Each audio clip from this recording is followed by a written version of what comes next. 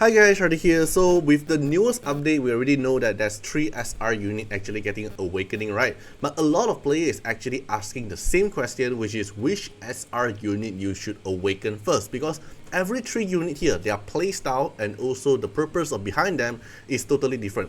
So in this video, I'll be going through all 3 Awaken SR, the method of it, their strength, their role, how they perform in PvP and PvE, and finally give you a clear priority for the awakening list. Alright, so you exactly know where you should actually invest your material, because you can only focus on one unit at a time.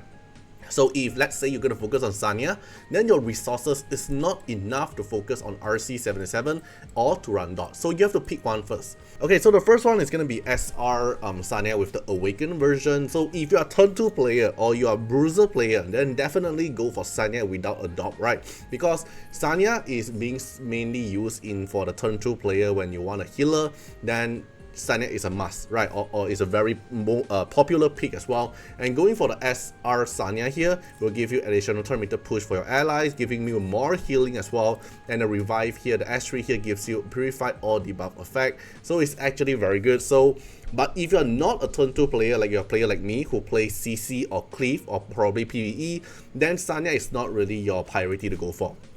Okay, but in the end of the day, all 3 units of the SR can actually awaken, but the resources you must focus on one unit. So for Sanya, if you're a turn 2 player, then I will recommend you to go for Sanya. Then for RC77 here, in my opinion, is for the CC player.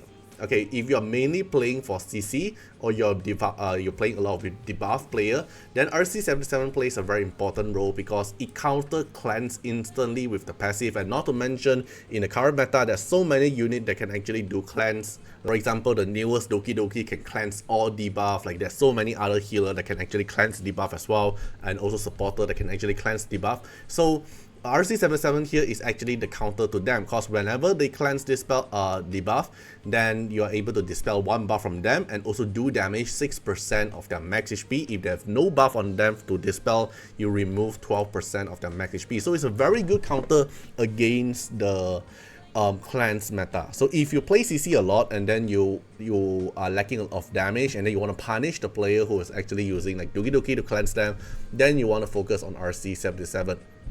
And also RC77 here, the S2 here, can actually spread debuff now, which is also a very good thing. So, but if you're not playing like CC, then RC77 value isn't that high. But mainly it's for countering the cleanser and also able for you to spread debuff, which is actually very annoying, because if not mistaken, if you apply stun and then you use S2 here to spread the stun is also possible, but I'm not sure about that. And not to mention the base stat here is actually pretty fast. 131 plus 12 is 143.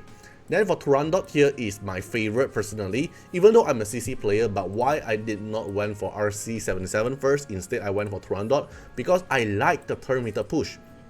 I like the turn meter push from Turandot S3, 30% turn meter push is very juicy, and then the S1 here, the passive is also very good. This basic buff effect gives you another 30%, which means your attack 40% plus 12% more, because 40% of the 30% is plus 12. So you can see a screenshot here is 40% attack plus 12% attack extra. So this directly impact into the PvE as well, and I want to actually focus into PvE at the same time, not just PvP, because I know that I'm not going to hit the top in PvP anyway in RTA. So I want to have a unit that can actually cover for both content, which is PvP and PvE. So I'm going for Turandot first. The turn meter push is very juicy. The speed from Turandot is also very nice, 143. And then you have a single target dispel and turn meter down. And most importantly, the basic buff here directly make your DPS output a lot more higher. 50% crit damage here gives you, after that it will become 65% crit damage. It's very, very juicy. And for PvE wise, if I put in Turandot with like Chloros for example, it makes all my DPS output and the stats here a lot more juicy as well. So I will be focusing on Turandot. I think Turandot benefit more into the turn 1 player. If you're a CC player, you still can use Turandot, and also for the Cleaver player, or the player who actually cares for PvE. If you're a PvE player, then I will recommend you Turandot as well. Personally, for me, I will be also going for Turandot first, then going for RC77, then only go for Sanya. This is my own playstyle priority list, right? And then for one, you need to finish building a Turandot. Let's say I want to build Turandot first. it will take you 1 month long to actually build him. Why? Because if you take a look at the, let's say, event tab here, right, this one here, even though my Pteranodon is not awakening requirement not met, you can just click challenge, you come back to the back, you will see this Pteranodon here, okay? Because Pteranodon here, when you grind it, you need to grind this awaken item, and this item is only specifically for Pteranodon. Every stage here, they have their own awaken material, but it's specifically tied to that character. So for example, my Pteranodon here, I need to keep grinding for this, and then in order for me to awaken Pteranodon, right? And if you want to awaken the character, the resources you need is actually a lot. Let's say RC77 for example. At first here, okay, you use some coin and then you use the material for it, which is okay. But when you're starting to come to the middle part, you need some other resources like this one. You need this material, 500 of it. You need 15 of this purple shadow print. You need purple lattice to actually unlock this tier. And then you have like so many tier to actually go through. And every tier here needs a lot of different resources. Like look at this, 2 purple lattice, and then here you need 120 of the advanced chip, and then you need red shadow print here, and then you need like exp book, you need more coins, and then you need more evolution lattice. So it's a very expensive way to actually awaken, and you need to grind this awaken prims here, and it's specifically for that target. And it seems like every day you can only get 10 ticket, which is this one here, the trial permit. If not mistaken, every day you can only get 10 of it, and you can only grind it 10 times. So let's say in the Inferno stage here, if I grind 10 times, then I can only get this like 100 per day, if not mistaken, and then use 50 on my stamina. Mainly the bottleneck part will be the ticket, because you have the stamina, but you don't have the ticket to actually grind more, right? And this will be the full list of the resources you actually needed. So full awaken cost credits to cause I saw this list from the Discord.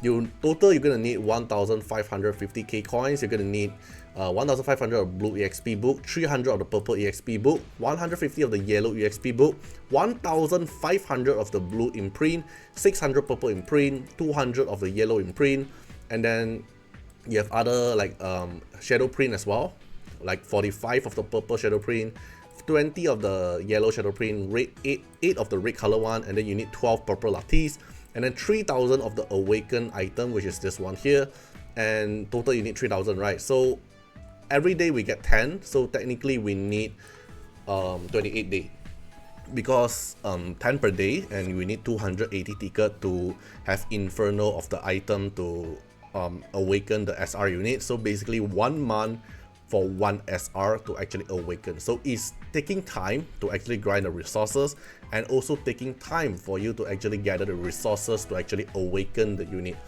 So you have to pick wisely, and you focus on that animus, and you grind the item every day here.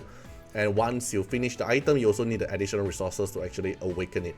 Alright, so hope this video actually help you guys out, give you an idea which SR unit you are going for. You can also feel free to comment down which SR unit you are going for. Personally for me, I'm going for Pteranodon because of the turn meter push for the turn 1 player, and also for the PvE potential.